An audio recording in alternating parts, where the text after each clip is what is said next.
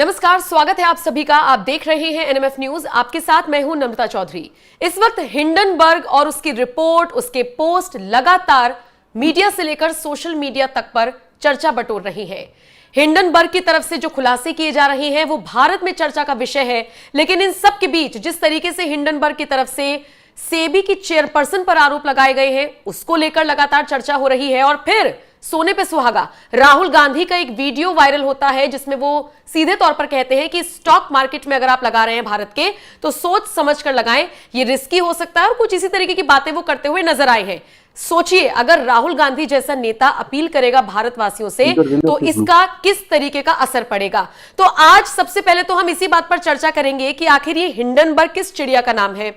इस पर भी मैं जवाब लेने की कोशिश करूंगी मेरे दो सहयोगियों से कि क्या हिंडनबर्ग को इस बार सीरियसली लेने की जरूरत है, क्योंकि लास्ट टाइम जो कुछ भी हुआ, गौतम अडानी के शेयर्स में डाउनफॉल तो आया लेकिन उसके बाद सारी चीजें धरी की धरी रह गई। तो इस बार हिंडनबर्ग जब कहता है कि भारत में कुछ बड़ा होने वाला है तो उसे कितना सीरियसली लेना चाहिए। और इसी के साथ ये बार बार जॉर्ज सोरोस का नाम क्यों आ रहा है, बार बार टूल किट क्यों कहा जा रहा है, सब कुछ समझूंगी। मेरे साथ इस वक्त आप स्क्रीन पर जिन दो लोगों को देख रहे हैं, एक तो पंकज प्रसून वरिष्ठ सहयोगी है मेरे, और दूसरी तरफ जो सेंटर में आपको दिख रहे हैं वो है शेयर मार्केट के जानकार सचिन पचौरी। आप दोनों का बहुत बहुत स्वागत है सर। पंकज जी, सबसे पहले मैं आपका रुख करूंगी। मैं आपसे ये समझना चाहूंगी कि हिंडनबर्ग नाम की इस चिड़िया को हम सीरियसली ले इस बार या ना ले, और जरा पहले आसान शब्दों में समझा दीजिए है क्या।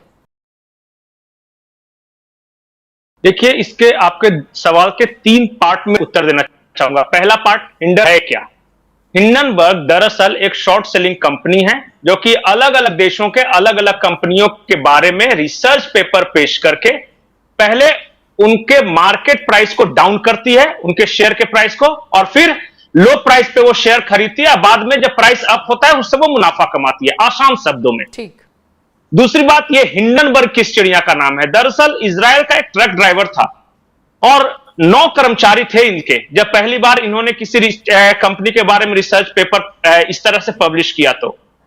और शुरुआत में तो बहुत पैनिक फैला, बैंक ऑफ इंग्लैंड कोलैप्स कर गया था इनकी वजह से, उसके बाद जर्मनी की एक कंपनी कोलैप्स कर गई थी। लेकिन बाद में धीरे धीरे लोगों को इनका धंधा समझ में आया, तो फिर यूरोप में अब उतना असर नहीं होता है। लेकिन हमारे यहां चूंकि जानते हैं नई चीज है, और अंग्रेज जब भी कुछ करते हैं तो उसे ज्यादा सीरियसली लिया जाता है। क्योंकि अगर हिंदुस्तानी इसी तरह का कोई फर्म कर, अगर मैं नोएडा या दिल्ली में या पुणे में बैठ के कह दूं कि फलाना मल्टीनेशनल कंपनी में ये देखिए मैंने गूगल से उनका ये पेपर निकाला है, वो पेपर निकाला, उसमें फ्रॉड है, तो बहुत ज्यादा असर नहीं होगा। लेकिन चूंकि एक यहूदी कह रहा है, ज्यूज, जो कि ऑलरेडी एक अमेरिका में बैठा हुआ है, तो हम थोड़ा ज्यादा सीरियसली उसे लेते हैं।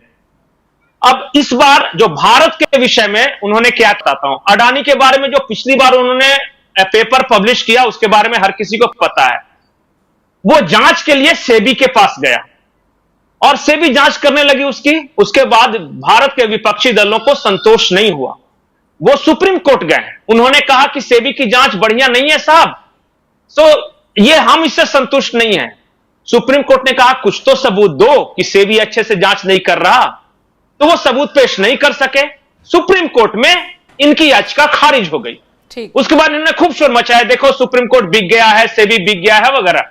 कुछ हुआ नहीं। उस वक्त भले ही अडानी के प्राइसेस डाउन हुए, फिर से चढ़ गए, बाद में मार्केट स्टेबल हो गया। इस बार उन्होंने क्या किया कि पहले एक पैनिक क्रिएट करने के लिए एक ट्वीट किया कि भारत में कुछ बड़ा होने वाला है, ताकि मार्केट में थोड़ा सा कंपन हो। उसके बाद उन्होंने सीधे सीधे शूटिंग द जज, सेबी के चेयरपर्सन जो मधु जी है, मधु बुच उनका नाम है, उनको कह दिया कि वही माधवी बुच वही गड़बड़ आदमी है।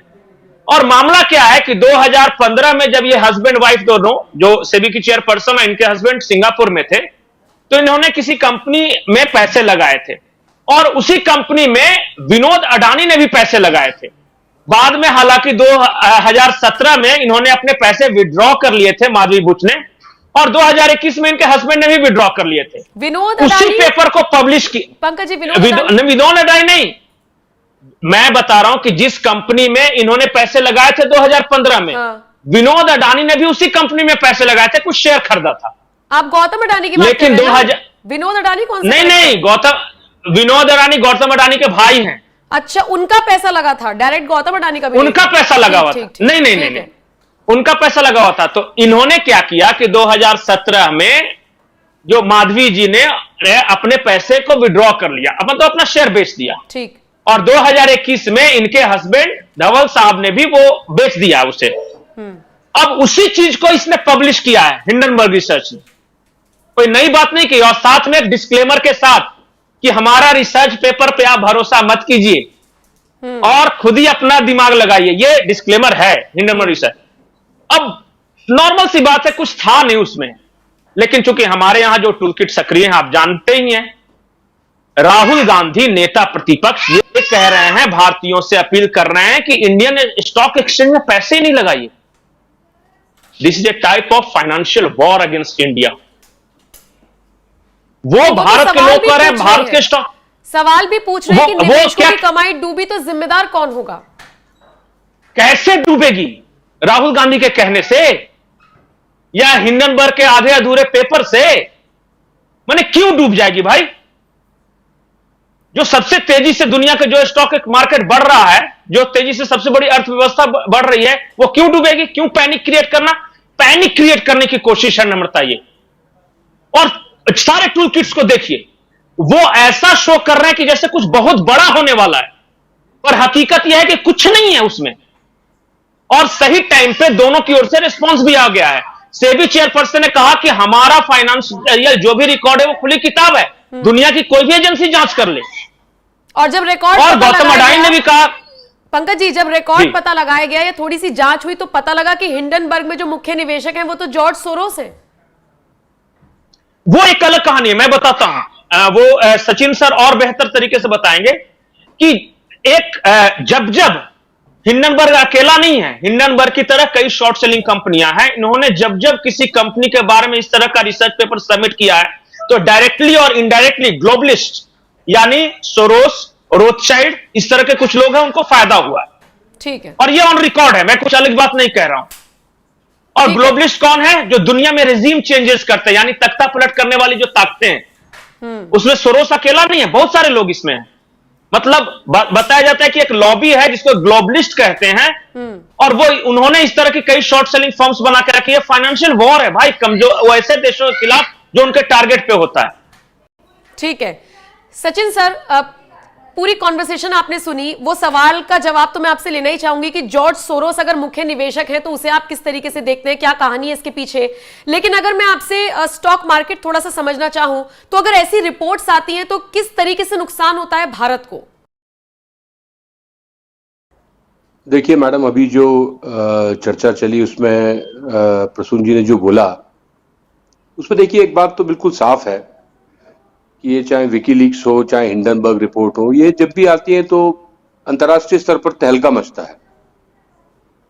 और लाजमी है कि जब ये स्टॉक एक्सचेंज से संबंधित है तो इसको लेकर के थोड़ी अवेयरनेस, थोड़ी जागरूकता भी जरूरी है और थोड़ा चिंतन और चिंता का भी विषय है। आप देखिए, सेबी एक ऐसी संस्था है जिसने जो भारत में हर्षद मेहता के समय जो सिक्योरिटी स्कैम हुआ था उसमें बहुत मजबूत तरीके से सेबी ने काम किया था और सारी चीजें निकाल करके सरकार बाहर लेके आई थी। फिर आप देखिए जो सुब्रत राय सहारा का भी जो केस था उसमें सेबी ही थी जिसने वो पूरा खोद के सब निकाला और सभी इन्वेस्टर्स को उनका पैसा समय पर मिला। तो सेबी जैसी संस्था पर जब आप चोट करते हैं तो आप एक प्रकार से देश की आत्मा पर चोट करते हैं, फाइनेंशियल आत्मा पर चोट करते हैं। आज आप सेबी के बारे में प्रश्न उठा रहे हैं, कल आप आरबीआई के बारे में प्रश्न उठाएंगे।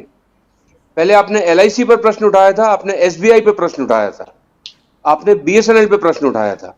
तो ये जो भी कुछ आप देख रहे हैं या जो भी कुछ, ये सब कुछ एक बड़ी साजिश का हिस्सा है। और इस साजिश को चला कौन रहा है? सोरोस तो उसमें एक फाइनेंसर है, उसमें काम करने वाले डायरेक्टर कौन है, उसमें काम करने वाले अभिनेता कौन है, उसको प्रोड्यूस करने वाले कौन है? सोरोस तो फाइनेंसर है। आप देखिए ध्रुव राठी जैसे लोग जॉर्ज सोरोस पर वीडियो बनाते हैं, बांग्लादेश की स्थिति पर पहले से ही वो भविष्यवाणी कर देते हैं क्या होगा, और शेख हसीना डिक्टेटर है एंड ऑल दैट। आप सभी जानते हैं, सब पब्लिक डोमेन में है। तो ये सारी एक पूरी प्लानिंग के तहत हो रहा है, सारी एक योजना है। तो ये जो भी योजना है इसका तो फाइनेंसर जॉर्ज सोरोस है निश्चित है, लेकिन इसका जो प्रोड्यूसर, डायरेक्टर और एक्टर है वो निश्चित तौर पर, और पटकथा लेखक भी, वो निश्चित तौर पर राहुल गांधी ही है। राहुल गांधी की जो छवि है वो पप्पू बना करके एक तरफ हम लोग मजाक कर देते हैं, लेकिन उसके पीछे जो एक चालाक खोपड़ी है उसको कभी कभी हम समझने में थोड़ा सा मेरे ख्याल से जल्दबाजी कर जाते हैं। आप देखिए, मतलब इसमें कोई छुपी बात नहीं है। उन्होंने खुले तौर पर बोला है कि जो भारतीय स्टॉक एक्सचेंज में है उसमें इन्वेस्टमेंट को लेकर के जो उनका बयान है, तो कोई छुपी बात नहीं है। बांग्लादेश की स्थिति को भी आप देखिए, और इंटरनेशनल मीडिया में भी, भारतीय मीडिया में भी, और बांग्लादेश का मीडिया भी ये कह रहा है कि खालिदा जिया के जो बेटे थे उनसे राहुल गांधी लंदन में मिले थे। और मुझे पूर्ण विश्वास है ये पब्लिक डोमेन में भी बहुत जल्दी ये बात आ जाएगी, क्योंकि ऐसा कुछ भी छुप के नहीं हो सकता। एक समय में जब राहुल गांधी ने गुजरात में जातीयता की आग लगाने का प्रयास किया था तो बहुत छुप के मिले थे, लेकिन हार्दिक से मिलने के इनके 5 स्टार होटल के सीसीटीवी कवरेज पब्लिक डोमेन में आ गए थे। वैसे ये भी कल को आ जाएंगे, कोई बड़ी बात नहीं है। तो जैसा कि आपने बोला कि स्टॉक एक्सचेंज पर क्यों प्रयास किया जा रहा है, स्टॉक एक्सचेंज जो है वो भारत की आत्मा है। एक समय में नरसिंह राव जी के समय में 1991 से 95 का जो उनका समय था, उस समय जो स्टॉक एक्सचेंज की जो संख्या रहा करती थी आज उससे दोगुनी तिगनी है। तो आप देख सकते हैं किस प्रकार से भारत ने उसमें तरक्की करी है, चाहे न्यूयॉर्क, चाहे यूएस की स्टॉक एक्सचेंज हो, चाहे हांगकांग की स्टॉक एक्सचेंज हो। भारत की स्टॉक एक्सचेंज जो है बीएसई और एनएसई दोनों की विश्वव्यापी चर्चा होती है, और बहुत सारे स्टॉक्स हैं जो इसमें ट्रेड होते हैं बहुत एक्टिवली। अब हिंडनबर्ग पर आते हैं। हिंडनबर्ग का आप देखें। जी साहब। नहीं, मैं एक कह रहा था, थोड़ा आसान शब्दों में बता दूं कि भारत का कौन सा ऐसा नागरिक होगा जो अपने ही लोगों से ये अपील करेगा कि हमारे ही मार्केट में आप पैसे मत लगाओ ताकि वो मार्केट क्रैश कर जाए। नहीं, मतलब यही है ना कि आप वही कहने का प्रयास कर रहा हूं। नहीं, पंकज जी, वो पैसे नहीं लगे। राहुल गांधी कह रहे हैं अगर मार्केट क्रैश कर जाए तो उसकी जिम्मेदारी किसकी होगी? नहीं, राहुल गांधी उल्टा कह रहे हैं। सवाल है कि राहुल गांधी को क्या फायदा है इस तरीके की? राहुल गांधी, भारत की फाइनेंशियल स्थिति अगर कमजोर होगी तो यहां पैनिक फैलेगा।